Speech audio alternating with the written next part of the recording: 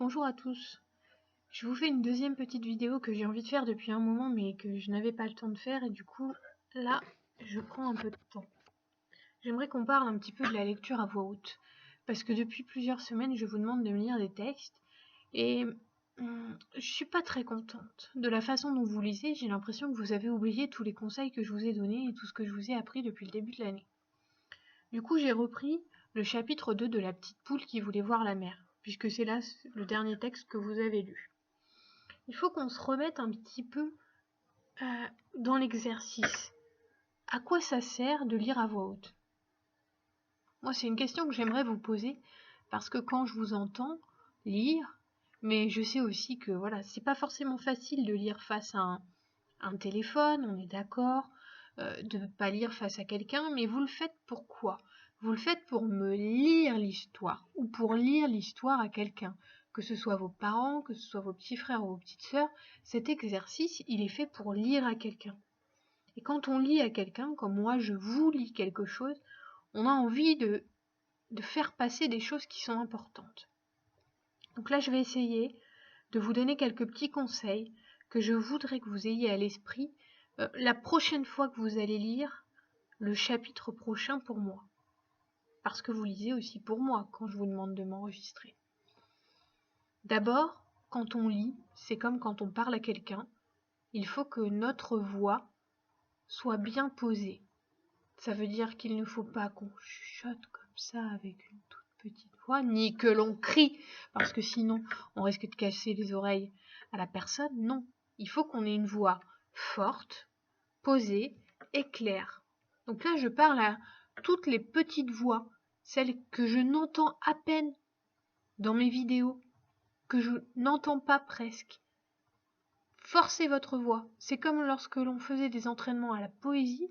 Il faut absolument que vous forciez votre voix un minimum pour que l'on vous entende. Parce que l'exercice de la lecture à voix haute, c'est un exercice où on lit à quelqu'un. Si cette personne est obligée de tendre l'oreille pour vous entendre, elle ne va pas être dans l'histoire.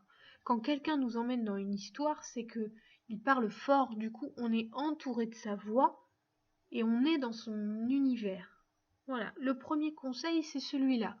Quand vous commencez à lire, vous venez de lire la première phrase, posez-vous la question, est-ce que j'ai lu assez fort ou est-ce que j'ai chuchoté pour moi?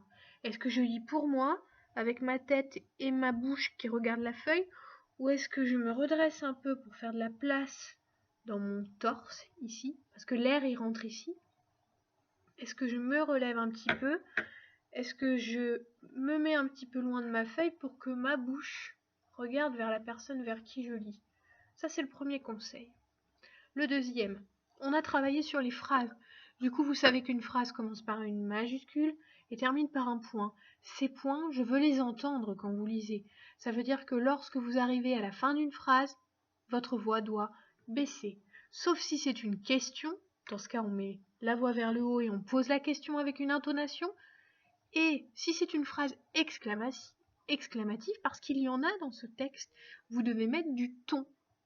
Moi, je ne veux pas d'un texte qui soit lu toujours de la même façon, sans mettre le ton.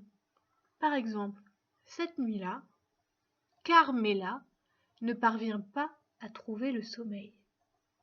Je m'arrête. Vous avez le droit de respirer. Je reprends de l'air. Soudain, n'y tenant plus, elle se lève.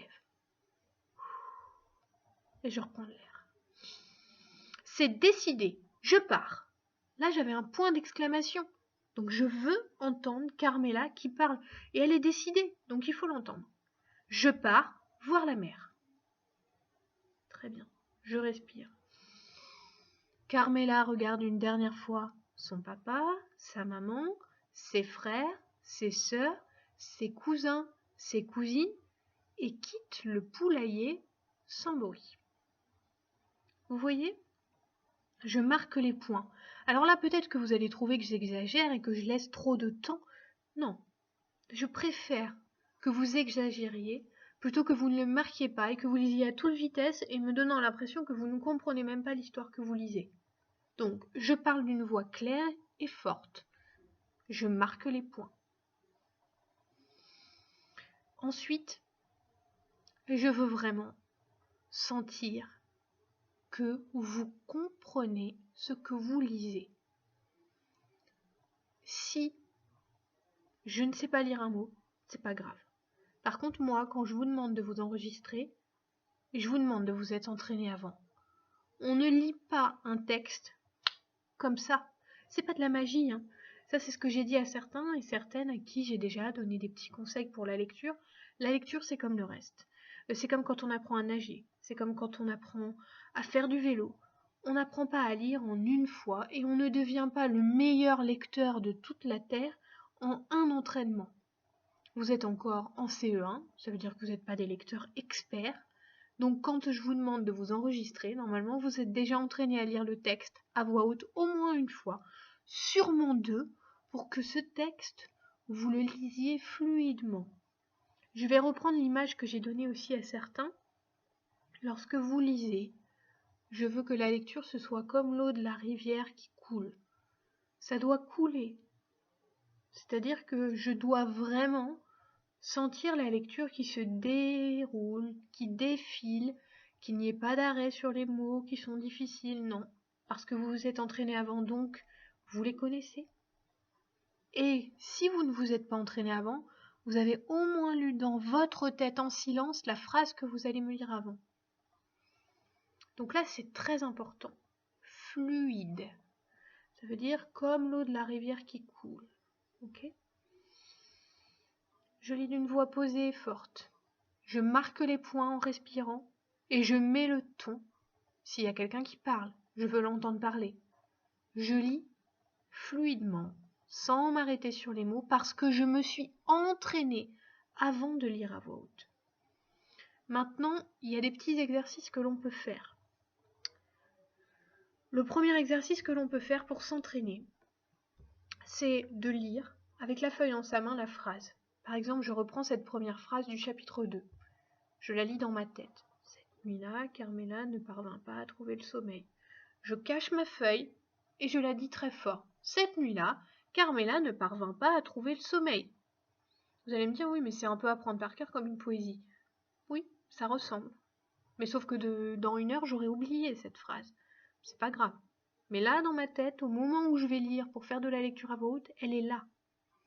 Ensuite, je passe à la deuxième. Je la lis. Soudain, n'y tenant plus, elle se lève. Du coup, je cache, je me redresse, je fais de la place, je parle avec la voix vers le devant. Soudain, n'y tenant plus, elle se lève. Je suis droite, je sais ce que je fais et je veux bien lire. C'est important de l'avoir dans la tête aussi. Je veux bien lire. Et ensuite, je vois que quelqu'un parle parce qu'il y a un tiret. On a appris à reconnaître les dialogues. Il y a un tiret, quelqu'un parle. Je me dis, tiens, il va peut-être falloir que je fasse une voix.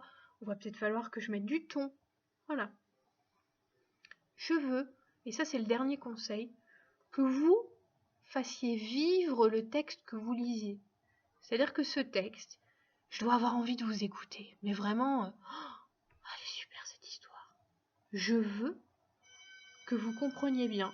Ah, c'est la sonnerie, c'est l'heure de la récré. Du coup, là, je vais vous laisser un petit temps pour repenser à tout ça. La semaine prochaine, quand on va faire la lecture, je veux vraiment sentir ça. Et si je ne le sens pas, si je ne le vois pas, je vous enverrai un message juste à vous et je vous demanderai de recommencer. Parce que je ne veux pas que vous oubliez comment on lit bien à voix haute.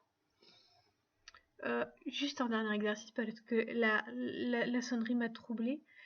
Vous pouvez aussi prendre la feuille et lire en marchant.